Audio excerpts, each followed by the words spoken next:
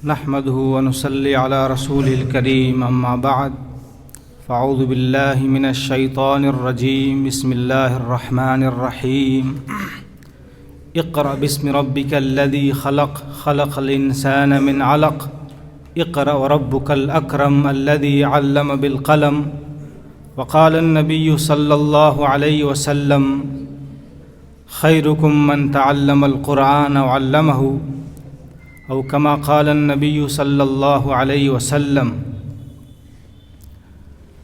وقت بہت ہو چکا ہے، آپ بھی بیٹھے بیٹھے تھک چکے ہوں گے۔ اسٹیج پر تشریف فرما علماء کرام بھی عشاء اور عشاء کے منتظر ہوں گے۔ میں صرف طلبہ عزیز سے 3 گزارش کروں گا۔ سب سے پہلے تو میں اللہ رب العزت کا شکر ادا کرتا ہوں کہ اللہ رب العزت نے مجھے اپنے محض فضل و کرم سے اس عظیم الشان پروگرام میں شرکت کی توفیق عطا فرمائی۔ ثانیاً میں یہاں کے شیخ الحدیث و صدر المدرسین اور فخر راجستھان حضرت مولانا عبدالکریم ولی الندوی دامت برکاتہم کا دل کی گہرائیوں سے شکر ادا کرتا ہوں کہ حضرت نے مجھے تیسری مرتبہ یہاں مدعو کیا اور مجھ جیسے نااہل طالب علم کی حوصلہ افزائی کی ہے۔ اللہ رب العزت آپ کو اپنی شایان شان بدلہ عطا فرمائے اور آپ کی عمروں میں برکت عطا فرمائے اور ہم سب کو آپ کے فیض سے بہت زیادہ استفادہ کی توفیق عطا فرمائے۔ طلبہ عزیز سے گزارش یہ کرنی ہے،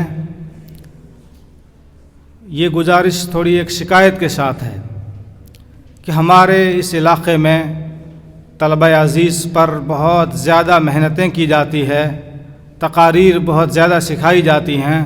الحمدللہ اس مسئلے میں اساتذہ کرام بھی خصوصی دلچسپی لیتے ہیں اور طلبہ عزیز بھی بہت اچھے طریقے سے، بہت اچھی تیاری سے اپنی تقاریر کو پیش کرتے ہیں، لیکن المیہ یہ ہے، سب سے بڑا مسئلہ یہ ہے کہ طلبہ جب عملی میدان میں قدم رکھتے ہیں، جب عوام کے سامنے جا کر کے ان کو بولنے کا موقع دیا جاتا ہے تو صفر ثابت ہوتے ہیں۔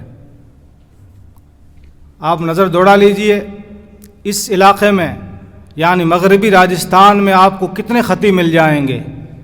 بہت کم، معدود چند افراد ایسے ملیں گے جو عوامی سطح پر بہت بہترین خطیب ہیں، اچھا بولتے ہیں۔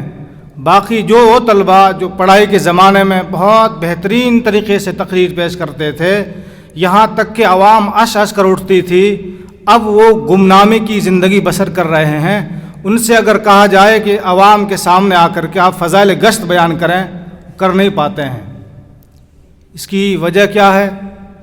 جہاں تک میری سمجھ میں آتا ہے، ان کا اساتذہ سے ربط مضبوط نہیں ہے۔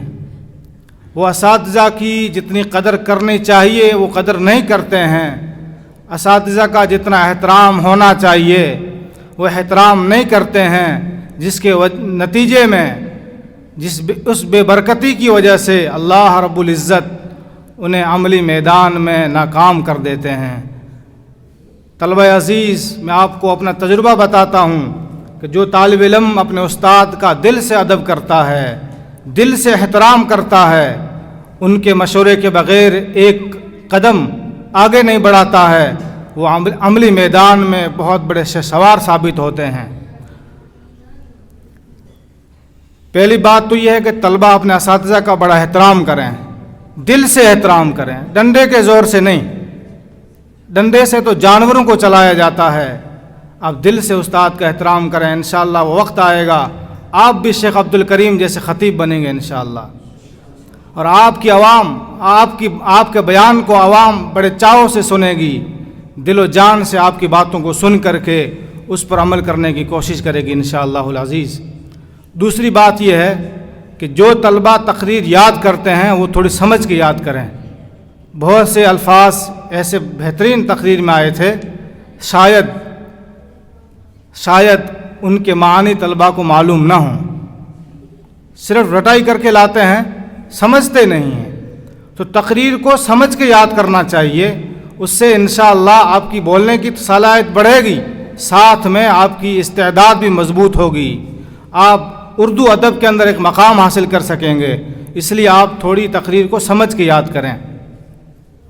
تیسری بات، اس انجمن کو آپ اہمیت دیں۔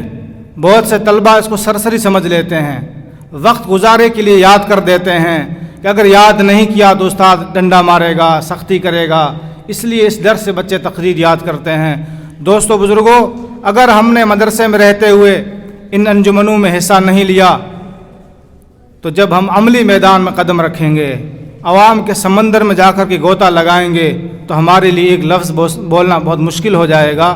بس یہ تیسری بات بتا کر کے اپنی بات ختم کرتا ہوں کہ آپ ان انجمنوں میں دلچسپی لیں، بڑے شوق سے حصہ لیں۔ اللہ تعالی ہم سب کو اس پر عمل کرنے کی توفیق عطا فرمائے، اور ہم سب کو محنت کے ساتھ پڑھنے کی توفیق عطا فرمائے، اور اپنے اساتذہ کا دل و جان سے احترام کرنے کی توفیق عطا فرمائے۔ وآخر دعوانا ان الحمد للہ رب العالمین۔